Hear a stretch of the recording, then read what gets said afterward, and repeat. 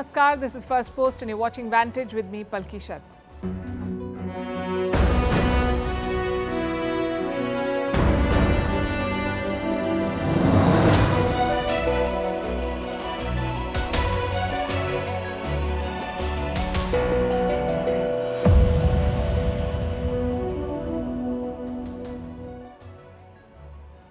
We begin with Prime Minister Modi's visit to Russia, his first bilateral visit in the third term, a short trip, but with a lot of boxes to tick and significant timing. Putin is hosting Modi, leader of the world's biggest democracy, at the same time as NATO leaders are meeting for a summit in Washington. So for Moscow, this visit is a message to the West. But what is it for New Delhi? What does India hope to achieve? We'll discuss that tonight. In France, a shock election result. The left has won and Paris is looking at political deadlock. Emmanuel Macron remains president, but he will have to deal with a lot of chaos. In Iran, a significant verdict in the presidential poll. A reformist has won, but will he be able to reform his country? We'll tell you about the new leader.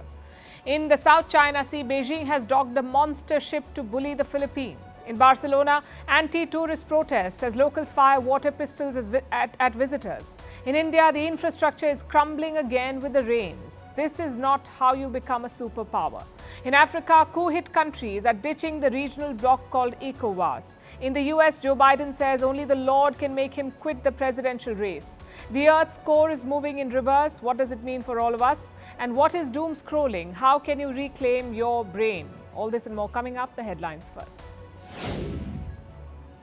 Terror strikes Jammu and Kashmir again. Terrorists ambush an Indian Army truck in Kathua district. At least 4 soldiers killed and 6 injured. This is the second attack on the army in the region in the last 48 hours. Yesterday, 6 terrorists were killed in 2 separate encounters in the Kulgam district. Russia fires dozens of missiles at cities across Ukraine. 1 missile struck a children's hospital in Kiev. At least 24 people have been killed in the attacks. The strikes came as the Ukrainian president began his Poland visit. Next, Zelensky will travel to the US for the NATO summit. Chinese President Xi Jinping meets Hungarian Prime Minister Viktor Orban in Beijing. Orban has branded his trip a quote-unquote peace mission 3.0. This follows his surprise visits to Russia and Ukraine last week. At the beginning of July, Hungary took over the European Union's rotating presidency. Kenya's starvation cult leader goes on trial on terrorism charges. The self-proclaimed pastor was arrested in April last year. He allegedly incited his followers to starve to death to meet Jesus. More than 400 people died in one of the world's worst cult-related massacres. Bangladesh battles flood fury, at least 8 people killed and more than 2 million affected. Heavy rains caused major rivers to burst their banks. Bangladesh is crisscrossed by hundreds of rivers and floods have been more frequent in recent decades. And 3 female athletes will represent Afghanistan at the Paris Olympics, but the Taliban government refuses to recognize them. The International Olympic Committee has invited a squad of 6 Afghan athletes. All 3 of the women athletes live outside Afghanistan.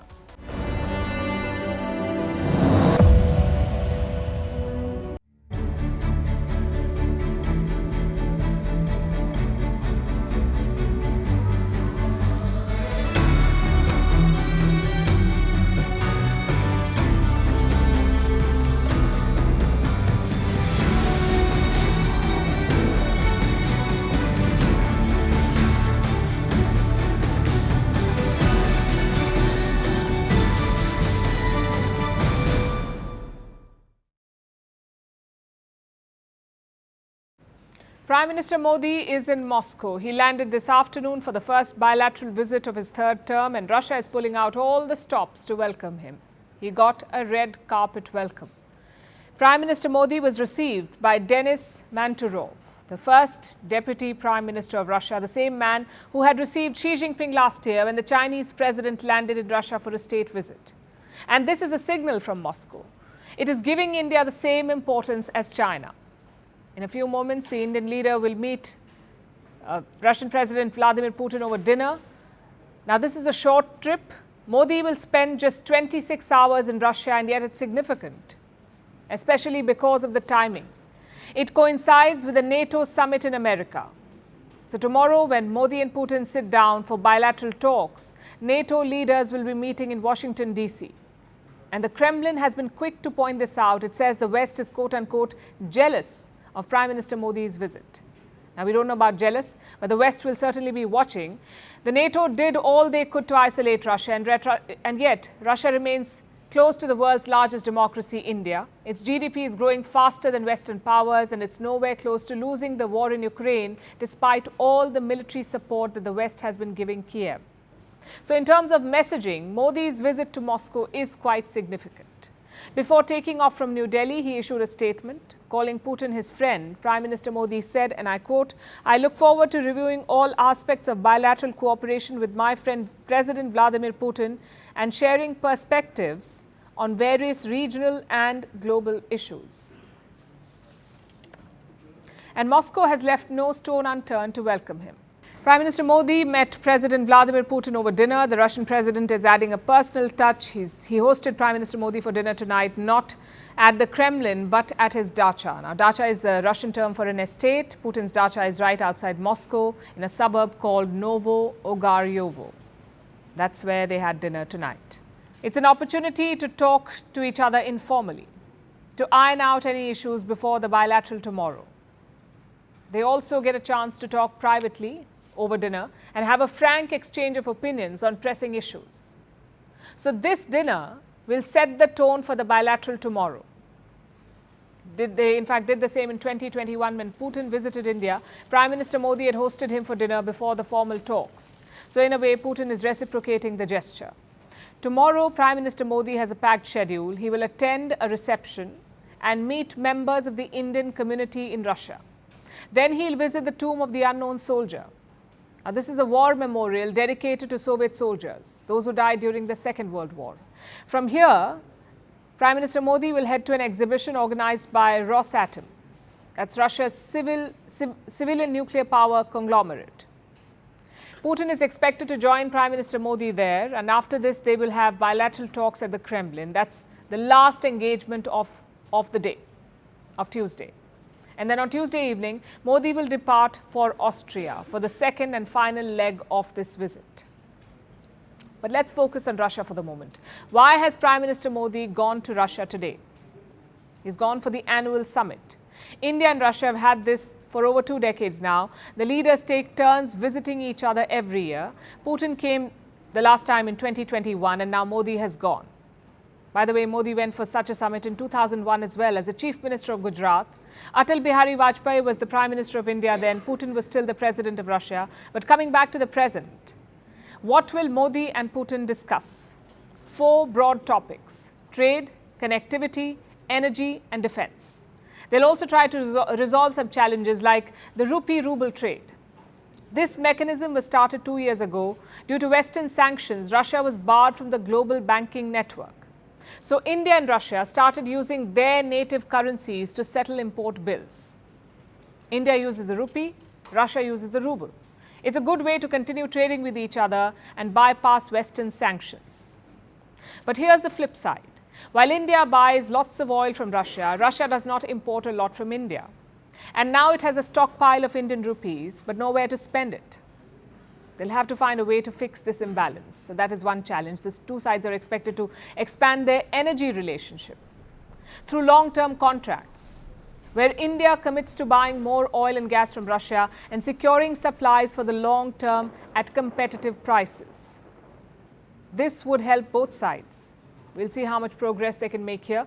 The top focus of the talks will be defense. Russia is still India's biggest defense supplier. 60% of India's military equipment comes from there. So India cannot afford to alienate Russia, especially with the mounting security challenges on the border with China. New Delhi has 2 clear priorities here: pending deliveries and new contracts. That's what the Indian leader will focus on: pending deliveries and new contracts. Some of the Russian deliveries are running late, like the S-400 missile defense system. India wants to speed it up. The other challenge is that China is getting closer to Russia. So will this hurt India's defense relationship with Russia? New Delhi has to ensure that it doesn't. So they're looking at a defense pact, something that Moscow cleared last month. a defense logistics agreement that could be signed tomorrow. We don't have the details yet, but reports say this pact could enhance interoperability between the two militaries, Indian and Russian. There is also a small irritant which both sides are expected to address, and that is the recruitment of Indian citizens by the Russian military. Around 40 of them, 40 Indians, are still believed to be in Russia. New Delhi is seeking their prompt release. So a lot on the agenda. I expect significant outcomes from this brief visit. The messaging, like we said, is quite clear. Russia is still an important partner for India, and that is not changing anytime soon.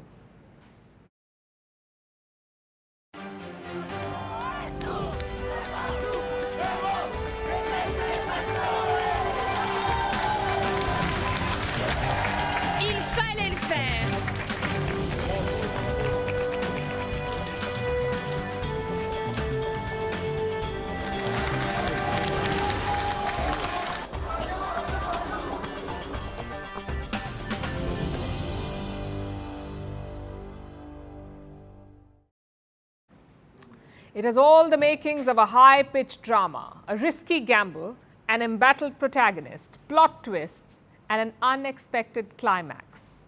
France woke up to the results of its parliamentary elections. And needless to say, it was a shocker. Newspapers were ready to print a win for the far right. Instead, it's the left that got the first place. So while Emmanuel Macron is still the president, France has got a new parliament and their political landscape has transformed significantly. Now, quick primer first. In June, the European Parliament held its elections. The French far right made huge gains there. It left the French president uneasy. So President Emmanuel Macron saw it as a blow. He dissolved the parliament. He called for elections. In the first round, the far right came on top. But no party had a majority, so they had to go for a second round. That happened yesterday. The far right was expected to make more gains, but they ended up coming third. The maximum number of seats went to the left. And in second place were Macron's centrists. Our opponents seem to be thinking they have already won.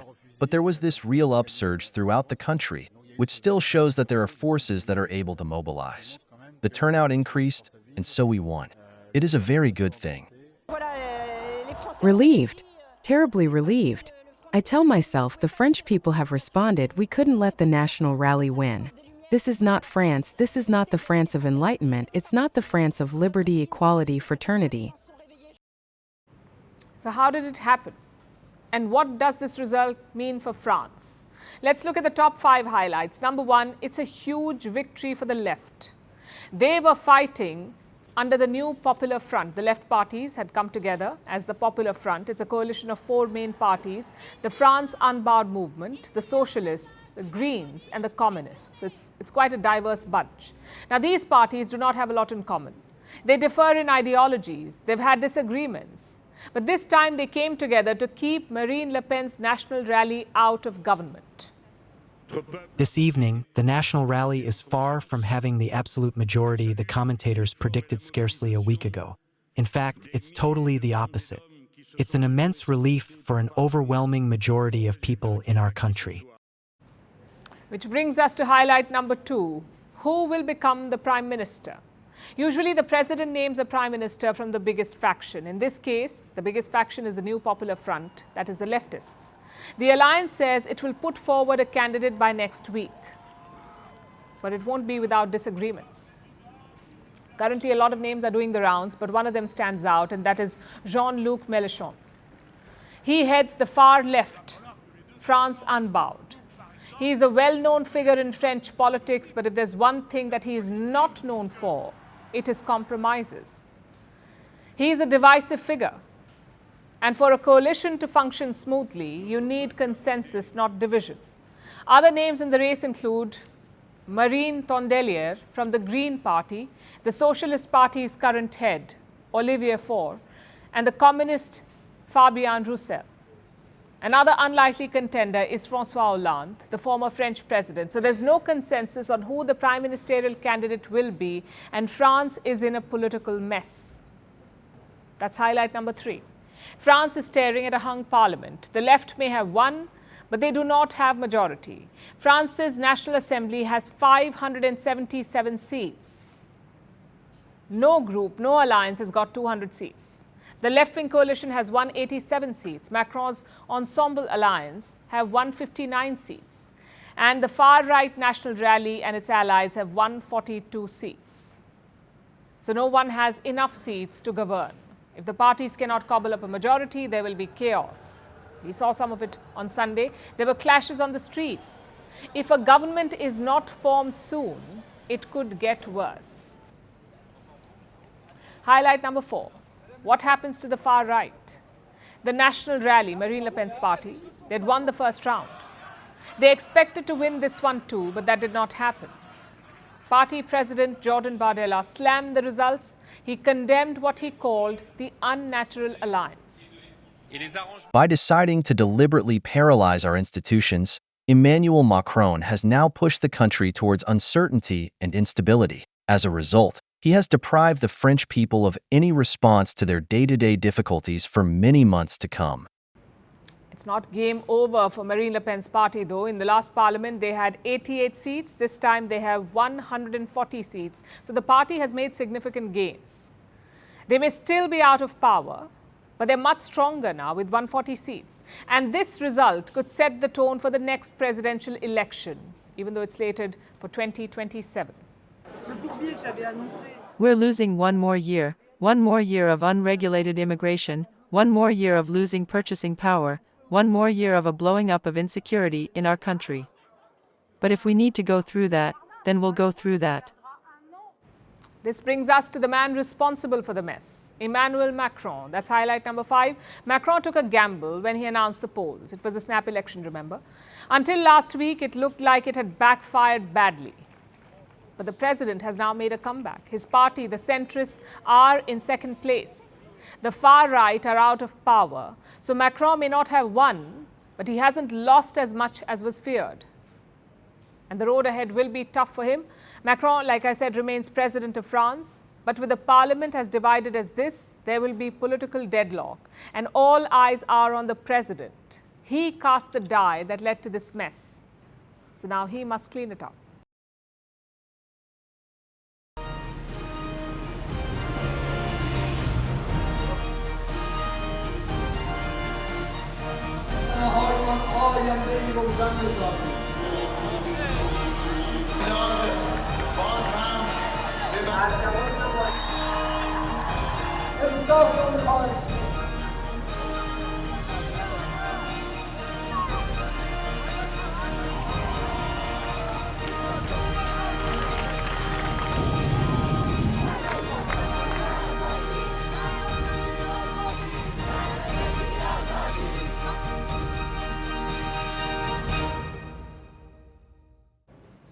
Let's look at another election now, the one that took place on Friday in Iran. The results are out, and the winner is this man, Masoud Pezeshkian.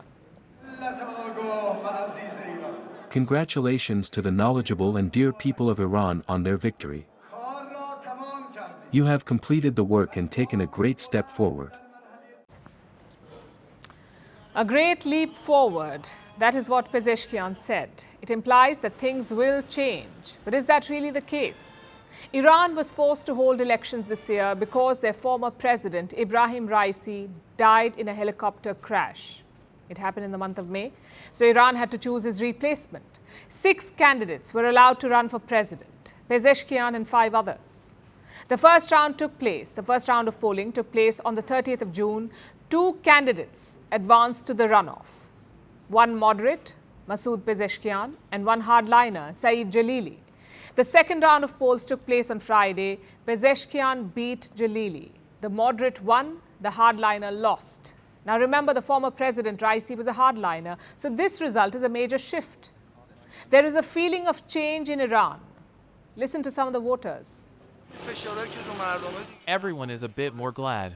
They have a good feeling, a little bit. In the past few days, they didn't feel good, but as soon as people heard Pezeshkian had won, a small smile was on their face. Nobody swore or said bad words today. We are very happy that Mr. Pezeshkian won. I expected him to become the president because we really needed a literate president to solve the economic problems of the people. Well, Pezeshkian is more than literate. He is a trained heart surgeon who even served as the head of a medical university. His expertise had caught the eye of a previous Iranian government. Pezeshkian served as Iran's health minister between 2001 and 2005. So he has government experience as well. But this is not the only reason why Iranians voted for him. It was also his moderate tag, his promise to try and improve relations with the world and get the West to rescind sanctions. Now remember, Pezeshkian is not some idealistic reformer. He's not there to change the system in Iran. He couldn't do it even if he wanted to, because the president of Iran is a secondary figure. The real power in the country lies with the supreme leader, and that is Ayatollah Ali Khamenei.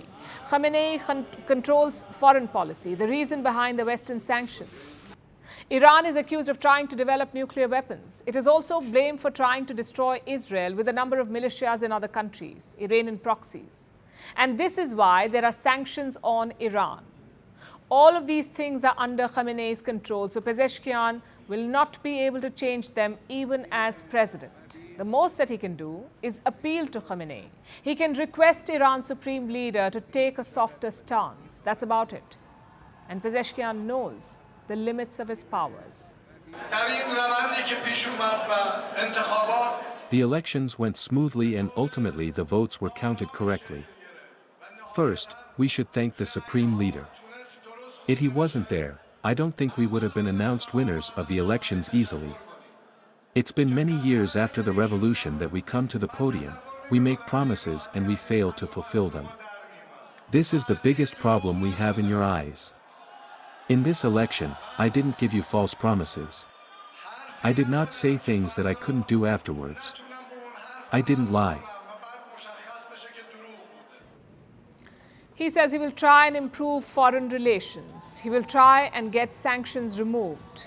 Try is the key word here. Pezeshkian also wants Iran's mandatory hijab law to be relaxed. He wants to remove some restrictions on internet access, and he wants to improve conditions for Iran's minorities. He hasn't promised an overhaul, just incremental changes which may help ease the lives of the Iranian people. And even this moderate agenda may face pushback.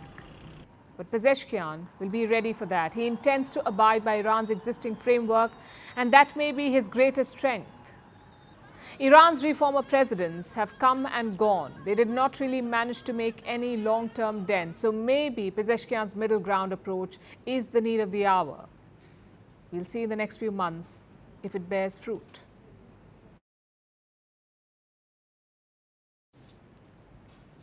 Meanwhile, tensions in the South China Sea are escalating. Beijing is making new threats. This time it has sent what's being called a monster to intimidate Manila. Let me show you what we're talking about. The monster is a Chinese Coast Guard ship. It is the world's largest Coast Guard vessel. At 165 meters, this ship is bigger than a football field. China has 2 such ships. On the 3rd of July, Beijing sent one of them to the Spratly Islands in the contested South China Sea. This ship has anchored inside Manila's exclusive economic zone. It is near the Sabina Shoal, barely 800 yards from a Philippine Coast Guard vessel. Now, technically, this is the territory of the Philippines, their zone. So when Manila saw the Chinese ship, it responded swiftly. Take a look at this. Coast Guard vessel 5901 within the vicinity waters of Sabina Shoal. This is Philippine Coast Guard vessel BRP Teresa Magbanwa, MRRV 9701. You are sailing within the Philippine Exclusive Economic Zone. What is your intention? Over. That was the Philippine Coast Guard. It tried to warn the Chinese Coast Guard, those officers on board this massive ship. They tried to inquire about their intentions and their purpose, but the Chinese vessel did not move an inch. Manila says these are quote-unquote intimidation tactics. For months now, China has been doing this, trying to bully the Philippines in these waters. There have been multiple run-ins. The Chinese Coast Guard has chased Filipino ships. It has rammed into them. It has targeted them with water cannons. Last month, there were clashes. The Chinese showed up with sticks, knives and axes. tropa natin yan.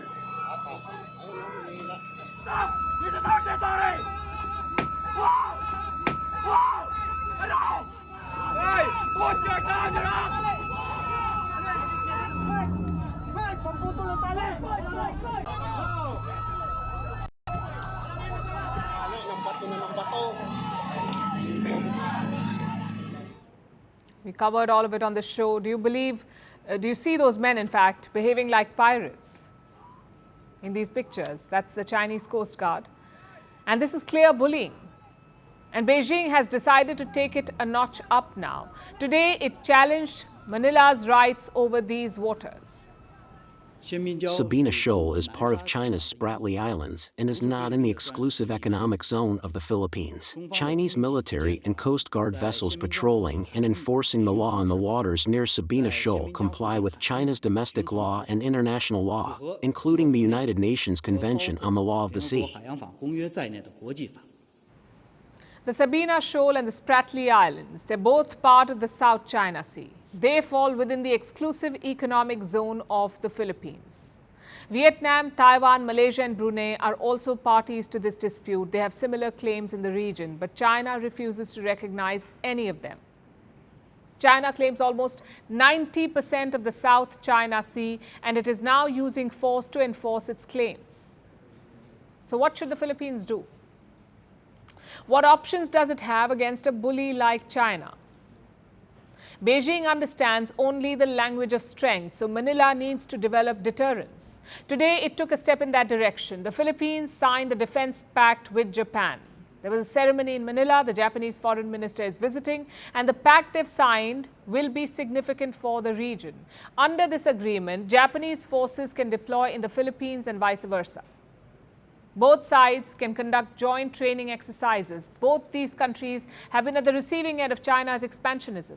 In the past, Tokyo has condemned Beijing for its aggression in the South China Sea. Today, after the pact was signed, the Japanese foreign minister had a message for China. Issues surrounding the South China Sea are a matter of legitimate concern to the international community that is directly linked to peace and stability in the region. Japan strongly opposes any attempt by force to unilaterally change the status quo in the South China Sea, or any act that increases tensions. Japan is the latest ally in Manila's growing list of security partners. They have similar deals with the US, Australia and Britain. The Philippines is in talks with France as well. Now, if you join the dots, this is what it looks like. A larger Western alliance is taking shape against China, and the Philippines is emerging as a key defender against Chinese aggression in the region.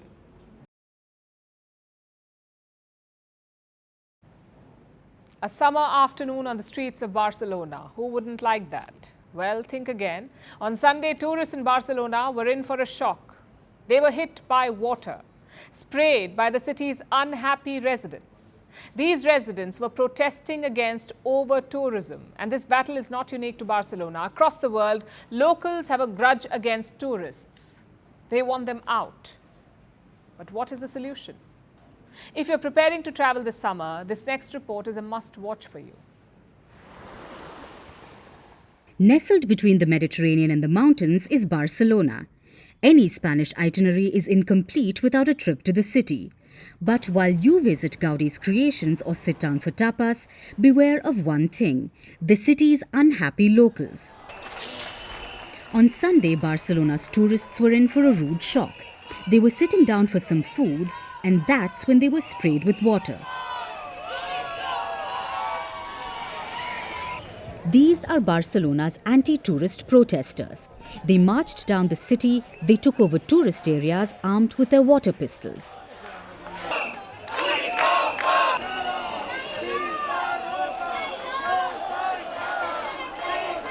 Most of them had one demand: a decrease in tourism. We come here to demonstrate against mass touristification here in Barcelona. The last years, the city has turned completely for tourists, and what we want is a city for citizens and not in service of tourists. Restoration and hotels is the group that makes really big money, but all the people are in a very poor situation and they don't have enough money to live. That's a problem. In 2023, Barcelona had at least 26 million visitors. Together, they generated over $13 billion.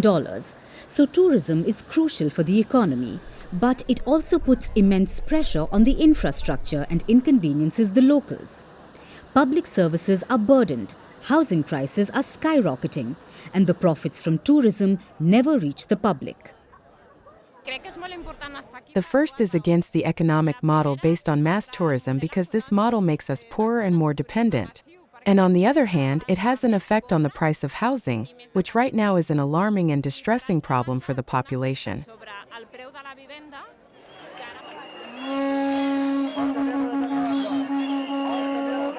And Barcelona is not alone in this. In April, tens of thousands of people took to the streets of Canary Islands. They slammed the government. They raised slogans, all against tourists. The residents believe that the island's tourism model is unsustainable. The protesters said they were not against the tourists. Instead, they wanted it to be more beneficial for residents. And this isn't just a Spanish phenomenon. Over-tourism is a complaint across the world. Cities are tired of tourists. They want them to stay away. And they're imposing all sorts of measures. Milan is banning pizzas and ice cream at night. Venice is charging tourists to enter the city. Amsterdam is saying no to new hotels. Iceland has reinstated its tourism tax.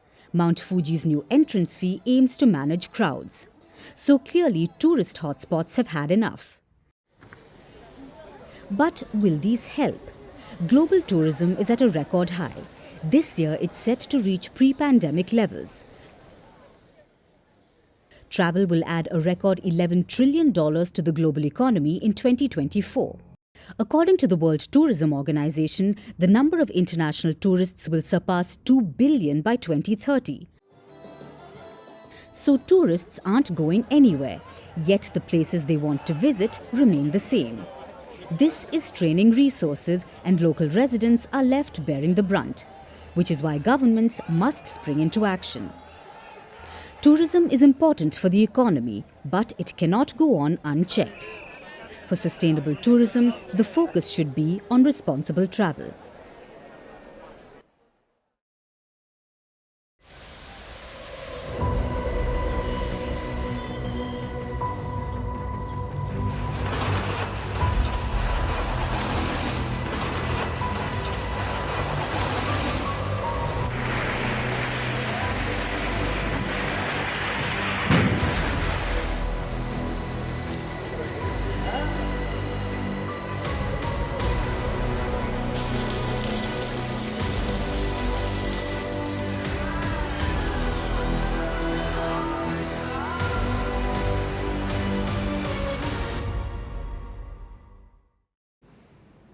Our next story is from India, the world's fifth largest economy, a country vying for superpower status and its rightful place at the United Nations Security Council.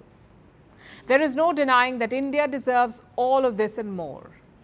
But sometimes the country really doesn't make the best case for itself. Take a look at some of these visuals.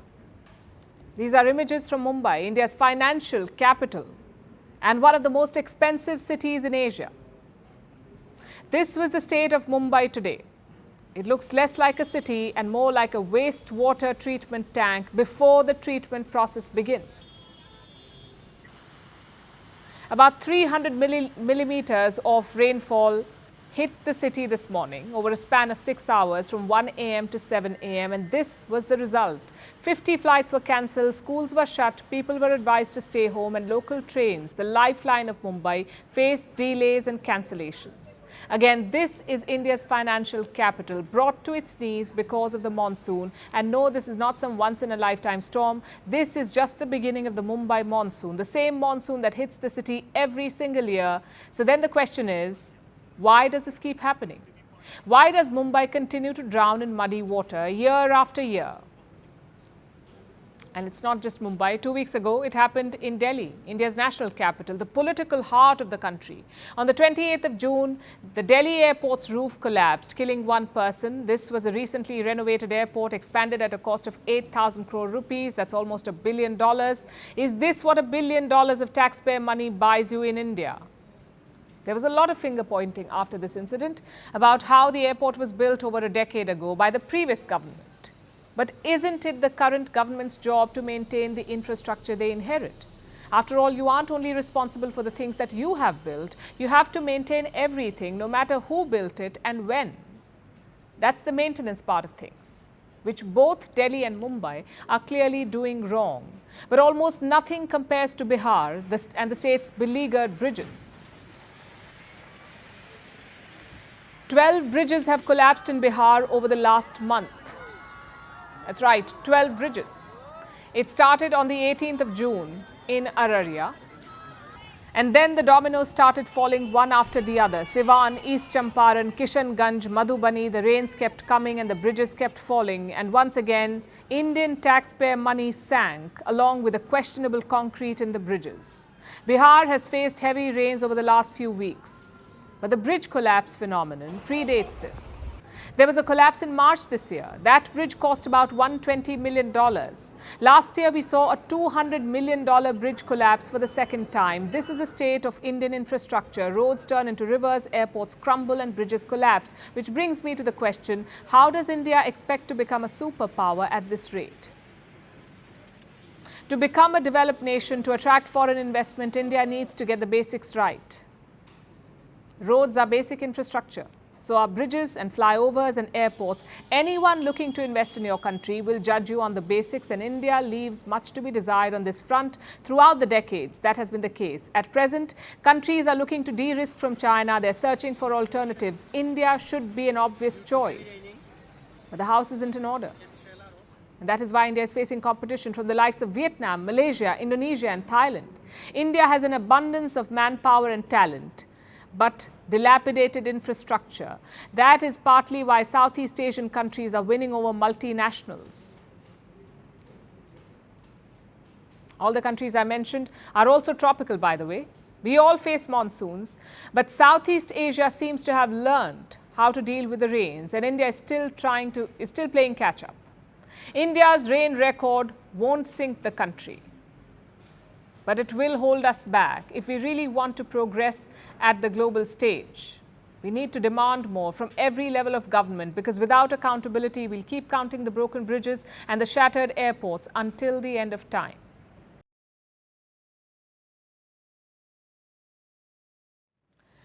Now let's turn to West Africa. There's an economic union in that part of the world. It's called the Economic Community of West African States, or ECOWAS. Now, ECOWAS held a meeting yesterday in Nigeria's capital, Abuja, and they were in panic mode because the 50-year-old group faces disintegration thanks to 3 former members: Mali, Niger and Burkina Faso.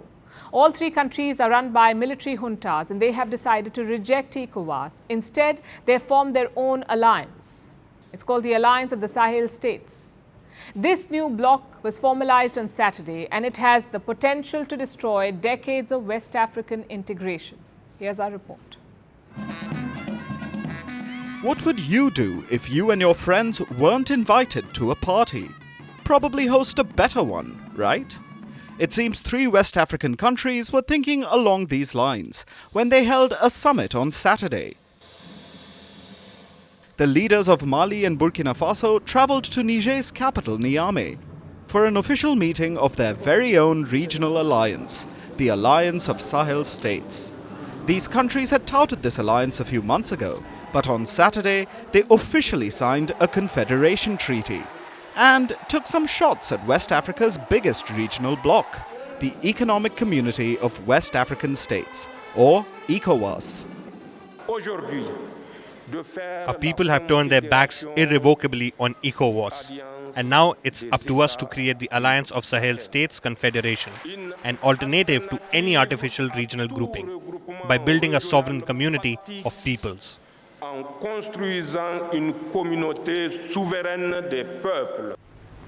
ECOWAS has existed since 1975.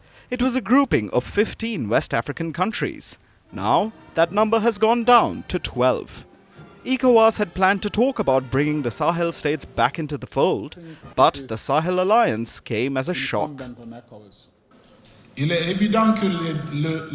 is clear that disintegration will not only disrupt people's freedom of movement and settlement, but will also worsen insecurity in the region. The ECOWAS Commission President tried to make a case for the grouping. Over the last half-century, the nations have tried to work together. ECOWAS has put a common market in place in West Africa. People have been able to move and settle across ECOWAS countries without too much difficulty. The bloc is funding development projects in some of the poorer countries, including Niger, Mali and Burkina Faso, the three nations that have opted out. And ECOWAS says it has been working on countering terrorism, which is something the Sahel states will refute. I remain convinced that in the current geopolitical context, AES remains the only sub-regional grouping that is efficient in the domain of counterterrorism, as ECOWAS has been particularly lacking in involvement in this fight.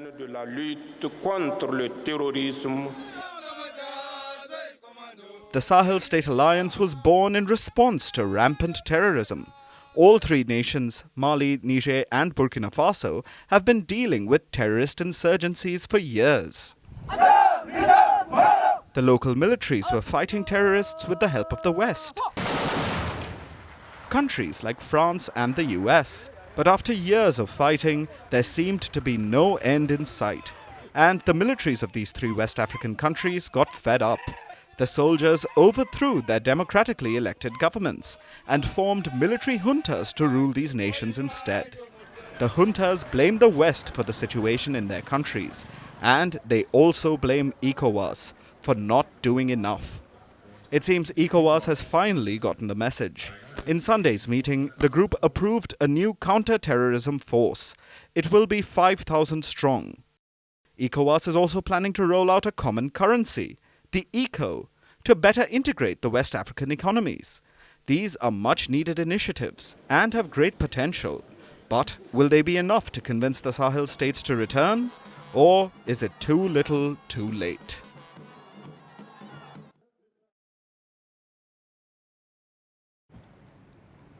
What do you look for in a world leader? Good morals, leadership, perhaps agility? Well, ask America and they will tell you that all they want is a coherent president. Joe Biden is 81 years old. He is the candidate of the Democratic Party. This November, he will go up against Donald Trump. And it doesn't look like an easy contest. Biden is fumbling his way through speeches. He's losing donors. The Democrats want him to step down, but the president remains defiant. I convinced myself of two things. I'm the most qualified person to beat him, and I know how to get things done. If you can be convinced that you cannot defeat Donald Trump, will you stand down? Well, it depends if the Lord Almighty comes out and tells me that, I might do that. Only the Lord can make him quit. That's what Joe Biden says, but his party doesn't share those same emotions. Senior Democrats want him to step aside. They have told this to him on a phone call. Reports suggest they were quite explicit about it, that he must go. And while this is happening in private, Democratic donors are making their displeasure public. They're pulling funding. Take Abigail Disney. She is an heiress to the Disney family fortune, and she says that she will withhold donations if Biden does not step down. Other prominent donors also threaten the same. And this can be a game changer because the US elections are all about money. You could argue that all elections are, but this one is especially so. You need funds to campaign, to mobilize voters, to hold rallies. Without funding, campaigning is difficult. And Joe Biden knows that. He's been in the game long enough. Yet he refuses to step down. Instead, he's cracking jokes about it. Folks, I know with every fiber of my being, I know I won't look like I'm 40 years old, but I've been around a little bit.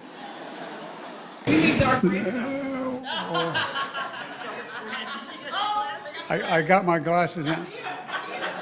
Well, I tell you what, Dark Brandon's coming back. He's here. And guess what? The next 120 some days or so, they're going to get a real good look at who Donald Trump is. Folks, with your permission, I'm going to find out whether you have any ice cream. You know, isn't it really dull when you have a president who's known for two things? Ray-Ban sunglasses and chocolate chip ice cream? Biden is trying to keep the mood light, but even he can't avoid the elephant in the room, and that is his age. Watch this. At the cross,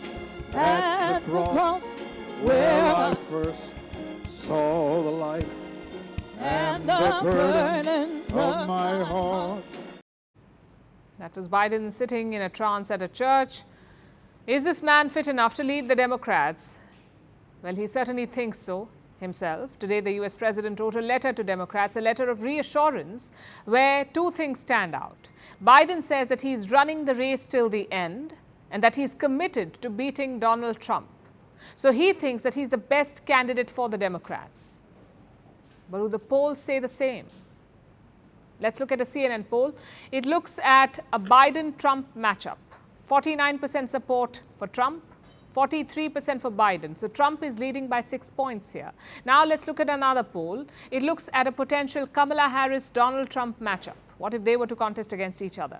43% back Trump, 42% support Kamala Harris. So it is a near tie, which makes Biden's argument fall flat. He says that he is the only one that can beat Trump, but polls show that his vice president can do better than him. So can he be replaced? There are 119 days till the election, and these are the possible scenarios. The first scenario is this, that Biden steps aside himself, which is unlikely. But if the pressure grows, the US president may do it. And if that happens, it should be relatively easy, because then there'll be a Democratic National Convention, delegates will choose a nominee. The top candidates at this point include Vice President Kamala Harris and California Governor Gavin Newsom. Whoever has more delegates becomes the Democratic nominee. Which brings us to scenario number 2. Biden doesn't want to quit. What happens then? Can he be forced out? Well, it is difficult. It has never happened before in US politics, and the Democrats will have to use a lot of loopholes. Party delegates will have to revolt against Biden to force him to step aside, and then they will have to choose a new nominee. Again, it sounds highly unlikely. So unless there's some sort of a miracle, it will most probably be a Trump-Biden matchup in the US presidential election, and America is not very enthusiastic about it. Look at this comment by Lindsey Graham. He's the senator of South Carolina. Graham says both candidates should take tests, both physical and cognitive. He says this is to show that they're capable to lead the country. It tells you how far the US has come. 2 white men, both more than 75 years of age, threatening to battle it out in a golf course. Sounds like a dark comedy, but it is a reality of America right now. For our next story, let's talk about what goes on at the heart of the Earth. I'm talking about the Earth's inner core. It is a huge metal ball. It is made up mainly of iron, and it gets hot, anywhere between 5,000 to 6,000 degrees Celsius. What makes this core fascinating is that it spins. Think of it as one spinning top, that is the core, inside another bigger spinning top, that is the Earth. But the two do not spin together. In fact, according to a recent study, the Earth's inner core is spinning in reverse. What does this mean for us? Here's a report. The Earth seems to have had a change of heart. We're talking about the Earth's core, the innermost part of the planet. Its spin has changed dramatically in recent years. According to a recent study, the Earth's inner core temporarily stopped rotating and then changed its direction. It's now going in reverse. This might sound bizarre, and it invites a number of questions. Does this mean the Earth is also going in reverse? Is this apocalyptic? Well, not at all. But before we explain what this means for us, let's go back to Science 101. The Earth is made up of a lot of layers, and it's a volatile planet. The topmost layer is the crust. It's ever shifting. Then we have the mantle. This is where behemoth masses of rock flow. Go deeper and you will reach the core. This has two levels. The outer core, which is liquid, it holds molten metals that create currents. They conjure the Earth's magnetic field. So this layer is important. Go even deeper and you will find the inner core. This is a solid metal ball, about 70% as wide as the moon, and it rotates much like our planet. But here's the catch. The inner core rotates independently of our spinning planet, kind of like a spinning top inside an even bigger spinning top. And the two don't always cooperate. The Earth spins roughly 360 degrees in a day. That's how it completes a single day. But the inner core rotates about 1 degree faster than the Earth every year. So this causes time differences. Of course, 1 degree per year is not a lot. It's imperceptible to Earthlings, but scientists can track and measure the difference. When the core spins slowly, the liquid around it speeds up, so the Earth rotates faster. This shortens the length of a day, but the changes translate to merely thousandths of a second in a day. That may sound anticlimactic, but it's intriguing to researchers, especially since the inner core is a relatively newfound discovery. It was discovered by Danish seismologist Inge Lehmann in 1936.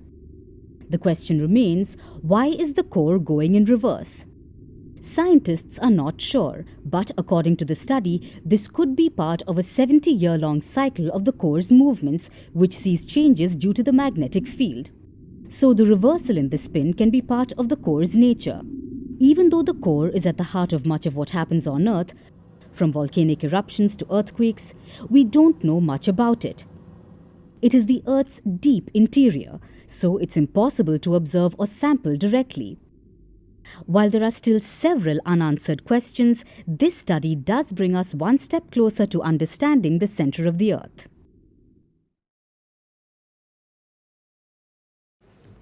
Before our next story, let me ask you something. It's a new week. How did it start for you? Did you experience the magic of time travel again? Let's do a quick flashback. It is Monday morning. You open your eyes. First thing you reach for is your phone. You check the news or social media. It's a stream of bad news, basically, barring the interruptions of cat videos, of course. There are words, images, videos, all coming at you at breakneck speed. And in what seems like minutes, hours have gone by. Be honest, did we get it right? And do not worry, we're not stalking you. This experience is so common, there is a term for it. It's called doom scrolling or mindlessly scrolling through the phone. The term first caught on during the pandemic, but if data is to be believed, we're all doom scrollers now. According to global research, we spend 6 hours and 35 minutes on our phone every day. 6 hours, 35 minutes every day, and much of it is devoted to doom scrolling. That is the average. Let me repeat it. 6 hours, 35 minutes, which is about 46 hours a week, 184 hours a month. But let's say you're not one of those. You spend lesser time on your phone, like half an hour per day. That is still 15 hours a month. And this is not good news. Doom scrolling comes with downsides, like greater levels of stress, anxiety, orthopedic problems like neck pain and smartphone thumb. Also poor sleep. Excessive phone usage before bed keeps the brain awake for longer. It hinders restorative sleep. So the body takes longer to wind down. It does not get the rest that it needs. And this explains why anxiety in the morning is a shared experience. It's kind of like a stress hangover.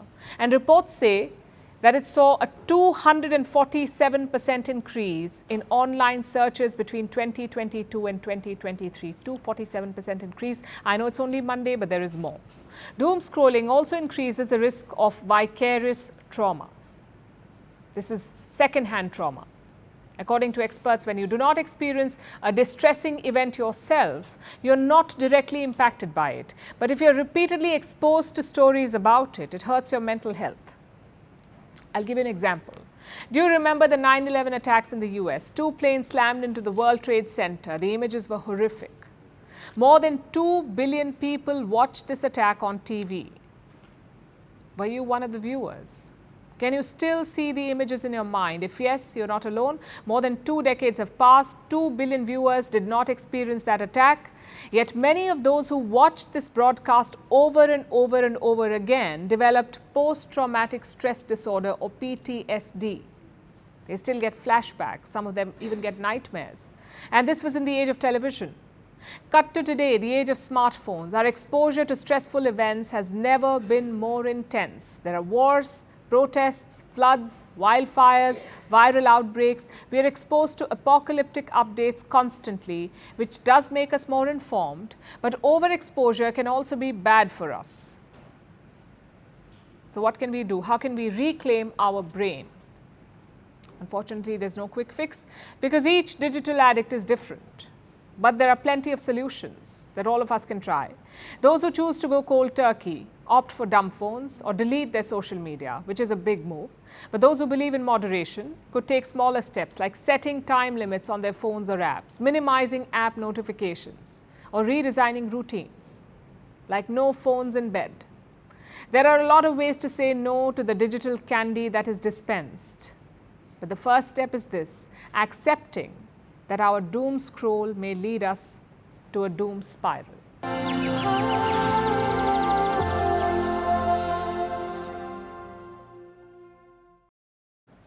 And finally, we want to talk about the climate crisis, which is no longer a distant threat. It is our reality, and it is happening right now. There's record-breaking drought in Africa and parts of Asia like China. There are floods ravaging Europe and heat waves sweeping through the US and until recently India. The climate crisis needs urgent intervention.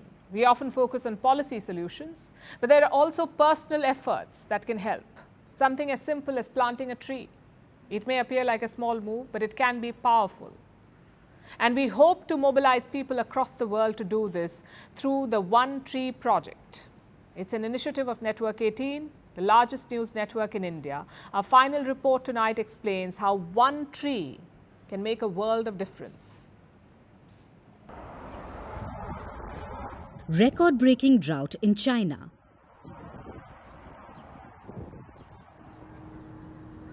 Longest ever heat wave in India. Raging wildfires in Australia.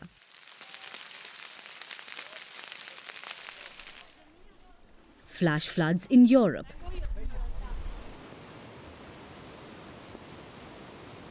Rapidly melting glaciers.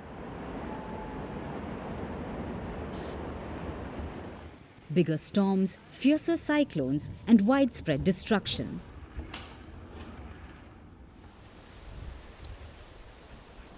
Multiple problems are wreaking havoc across the planet. And there's just one reason: climate change, which is no longer a distant threat. It's a global emergency where we are both the victims and the culprits. For centuries, human activities have exploited the planet's resources and pushed the Earth to the brink. Burning of fossil fuels, wiping out forests, industrial waste, these have all influenced the climate and the planet's temperature, adding huge amounts of greenhouse gases to those naturally occurring in the atmosphere and increasing the greenhouse effect and global warming. Our actions have painted a grim picture for the future. According to the World Health Organization, 3.6 billion people are already living in areas around the world that are highly susceptible to climate change. Every year, environmental factors take the lives of around 13 million people. Between 2030 and 2050, climate change is expected to cause about 250,000 additional deaths annually. When it comes to animal and plant species, over 1/3 of them are projected to go extinct by 2050. Today, as we stand in the age of global boiling, it has become imperative for each one of us to compensate for the damage to this planet. And here's how you can do that. You need not become a climate activist. One simple step by each one of us can make this world a better place and help the planet sustain life. You can just start by planting a tree. One single tree provides a day's oxygen for up to 4 people. Trees also absorb various toxins and pollutants and enhance soil strength. They also provide habitat for wildlife and support our well-being. And for people living in cities where air conditioners have almost become a necessity, trees can cool the temperatures by up to 10 degrees. Keeping all of these benefits in mind, News 18 Network, India's largest news network, has launched Project One Tree that aims to mobilize every Indian to plant a tree as a measure against climate change. The movement seeks to raise awareness about environmental conservation and foster collective action towards a greener and more sustainable future. Imagine the difference we can make with just a sapling. If each of us plants just one tree, it would lead to a significant reduction in carbon emissions and improve the health of our planet. Each tree that we plant today will serve as a beacon of hope for our future generations. So, plant a tree today and join the movement to save the earth.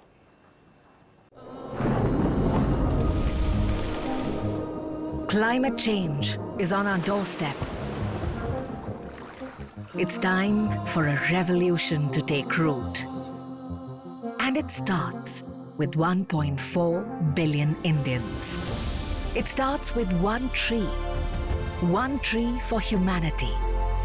One tree for Mother Earth. One tree for our future. Project One Tree, a News 18 network initiative. And now it's time for Vantage Shots, images that tell the story. Flooding and strong winds batter Texas as Hurricane Beryl hits the US state. A meteor lights up the skies in Turkey, and ready, steady, slow. 150 snails battle it out in the Racing World Championship. Finally, we're taking you back in history. On this day in 1497, Portuguese sailor Vasco da Gama set sail from Portugal in search of a sea passage to India. A year later, he landed on India's southern coast. While his goal was to buy Indian spices, his voyage triggered a chain of events, something that led to centuries of colonialism in India. We're leaving you on that note. Thank you for watching. We will see you tomorrow.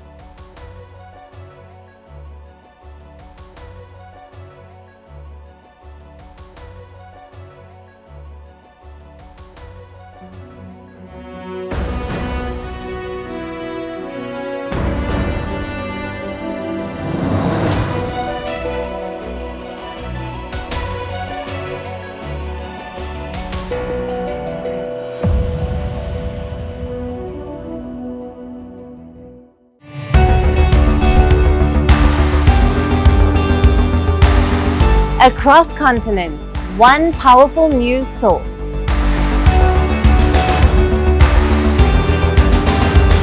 Bringing you diverse perspectives on the issues that matter.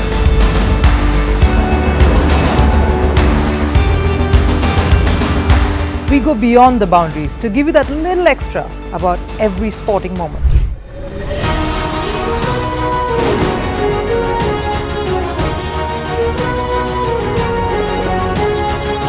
So thank you for making Firstpost 5 million strong. We're counting on your support, and you can trust us to bring you the news unfiltered and unvarnished.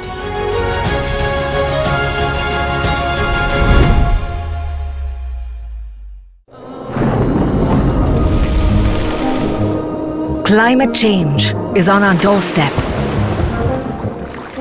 It's time for a revolution to take root.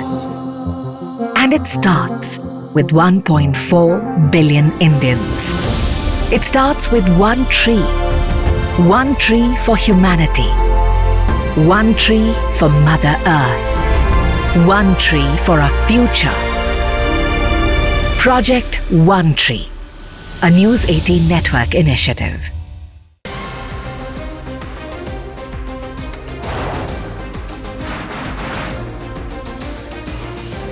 On the show today, the T20 World Cup bandwagon has moved across to the West Indies. What can you expect from this? Hello, I'm Abigail Disney, coming to you from Durban, South Africa. Today we have a special show. We start with a report on India's shifting nuclear posture. For the first time since India officially became a nuclear power. Hello and welcome to Firstpost America. I'm Aaron Ham, coming to you live from the nation's capital.